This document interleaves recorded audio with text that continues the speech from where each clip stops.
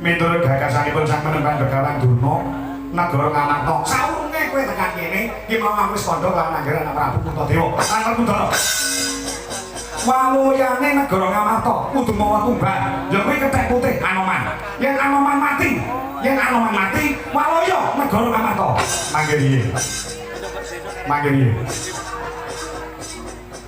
Paduka ngendika nek negara Ngamarta bisa waluya kudu mawa tumbal Anoman kethek putih. Iya, menika dasaripun. Dasare saka wangsit. Iya. Wangsit saka dewa. Dewa pundi? Dewa kayangan. Lho, sedaya dewa menika wonten kayangan. Kabeh dewa niku teng kayangan. Mboten wonten dewa teng Kedung Banteng niku mboten enten.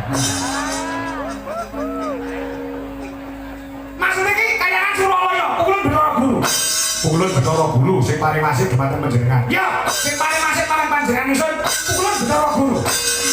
Menawi katen kula aturi lenggah jenak wonten mriki. Kula nyati kula badhe minggat dhateng kayangan Suralaya. Semu ketemu lawan Bathara Guru. Terus ketemu lawan Bathara Guru. Bathara Guru tak takonane.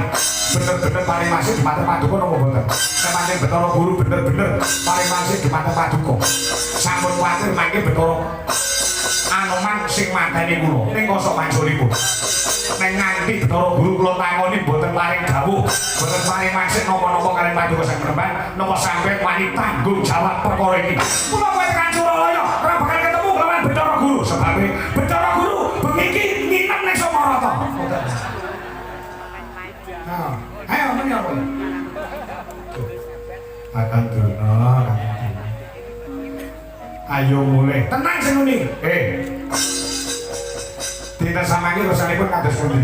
Metu njaba aku pengin petok.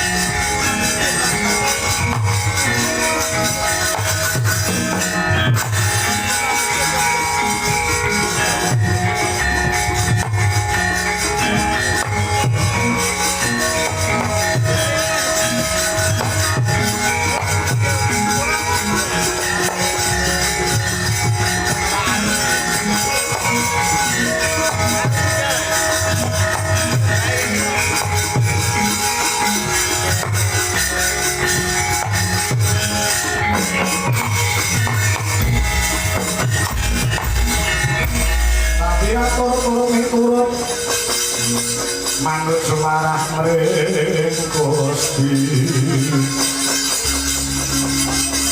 dene siji wang utama panindak ing praja ngati takoni kowe tetet tanggo wani ngadepi pendhita senior kaya dene Penemban Begawan Durna wonten paribasan rek gambar kucing kula nderek wonten pingking. Masa kok nderek? Cumane kok rek rokok e keduman ra. Tenang pikirmu. Semanggono wonten dalu. Kowe karo aku iki padha-padha pendhita, padha-padha Brahmana. Nek Jaka Sang adu to sing balung lanting kulit kurang prayoga.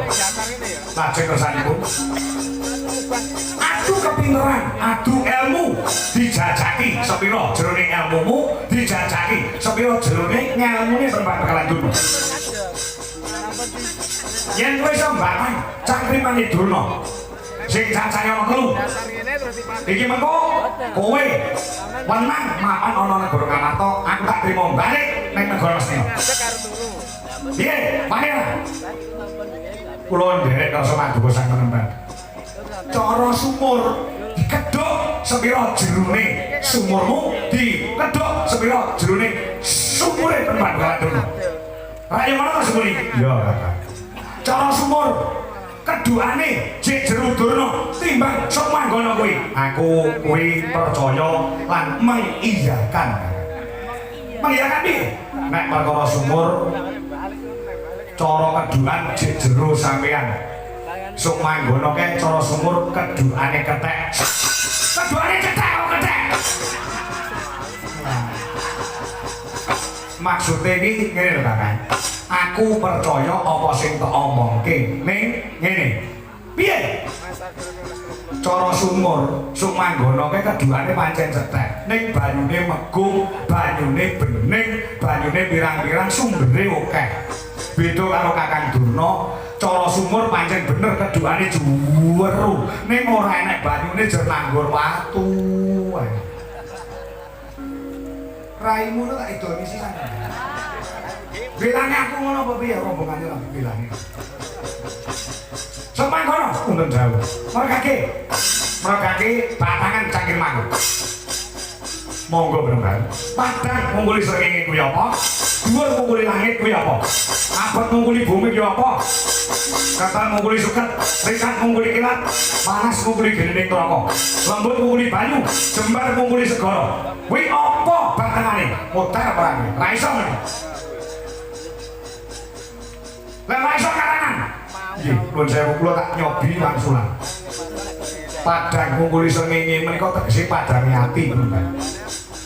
Dhuwur mungkuli langit menika katresnane bapa dumateng putra.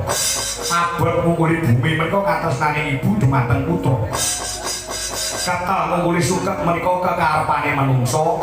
Rikat mungkuli kilat menika ciptane manungsa. Panas mungkuli genening neraka menika nafsune manungsa. Lembut mungkuli banyu menika bebutene manungsa. Jembar mungkuli segara menika gegayuhane manungsa. Leres napa lepat monggo Mbak. Ayo malah tengok bener kok luput. Ya bener. Pitakonku sing ngomong loro. Napa Mbak? Eko Panembajati kuwi apa? Dwi Kodrati Gusti kuwi apa? Trimurti kuwi apa? Catur minangka panyoba kuwi tegese piye? Maksudna Eko Panembajati, Eko menika siji panembah wis ngarani jati menika tenang. Sing disembah dening manungsa kanthi tenanan iku namung siji Gusti kang Maha Suci, Gusti kang Maha Tunggal. Dwi kodrate Gusti, Dwi menika loro kodrat wis ngarani Gusti Allah. Kodrate Gusti Allah menika wonten kalih, wonten lanang, wonten wedok, wonten adoh, wonten cedhak, wonten adem, wonten panas, wonten lor, wonten kidul, wonten wetan, wonten kulon. Menika sing diarani Dwi kodrate Gusti. Trimurti, Tri menika telu, Murti menika manunggal. Yen kepengin dadi manungsa slamet donyane slamet akhirate kudu iso nunggake telung perkara ing antarane jiwa, raga, kelawan sukma. Catur minangka panyoba. Catur minangka panyoba, catur menika papat. Panyoba wis ngarani. Cobane manungsa sing paling abot menika wonten papat. Ingkang dumunung wonten nafsunipun, ingkang dipun arani amarah. Mun wenah subiyah. Menika nafsunipun manungsa ingkang dipun wastani catur minangka panyoba. Ya. Iya Kakak. Bener nih. Saya ini kalau bener tidur. Pak nyolong telek, nyolong pecah. Nyolong pecah kok nyolong telek. Sing terakhir nek kowe iso jawab pitakonku iki, aku tak trimo leren nek aku dadi pendhita, aku tak meguru ning kowe. Dikatasi. Nggih, napa penemban? Apa sing diarani suruh blek itu ya? Kosek. Apa sih kuwi? Nek perkara suruh blek itu ki rasa ditakoni pendhita iki. Sing ngene ngerti. Suruh blek itu kuwi apa? Asu turu dibleki watu nggih, Kang.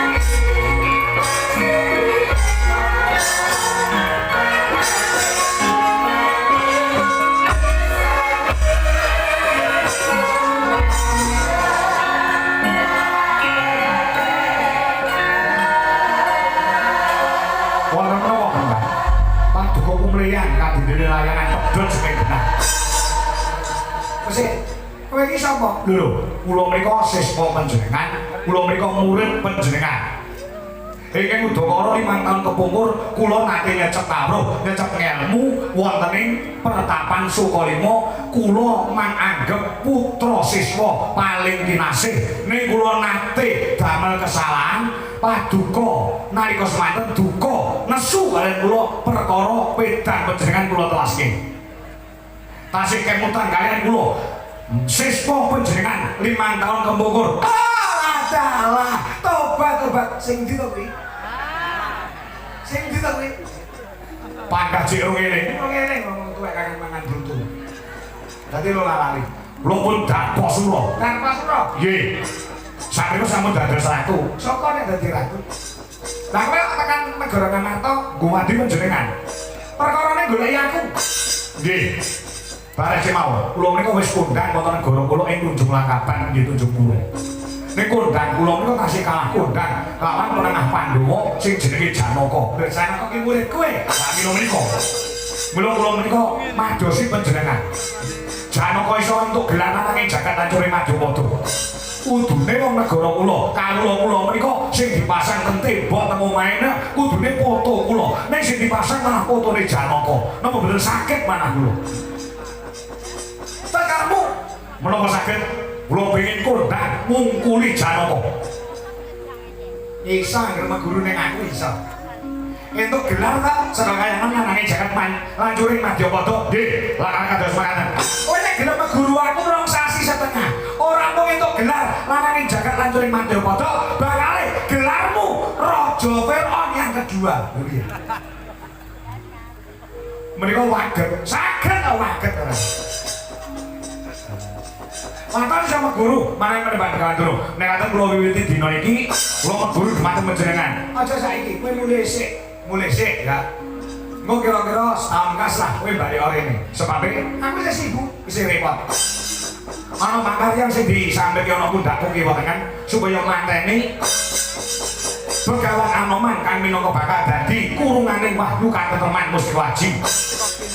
Kok padha dumugi wonten negari Ngamarta mriki sirku ngono nabok milih tangan. Mateni Anoman yen rasa dadak tumantan kanthi perintah kawan para Pandhawa ning ana bapak nglayoni jujur lan nusuli saka patine Begawan Sukmanggana sing ganggu mangan aku. Katen mawon.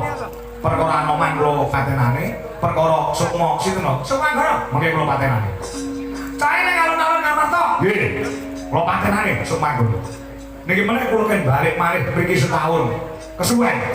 Mila dirsamake pakaryan panjenengan minangka tandha bekti kula dhumateng panjenengan. Pakaryan gawean panjenengan kula sing tindakaken mateni Sukmanggana kang satu Anoman. Kuwi tenan. Nggih. Kapan kok makan? Samriko kula badhe bidal. Samriko kula badhe bidal.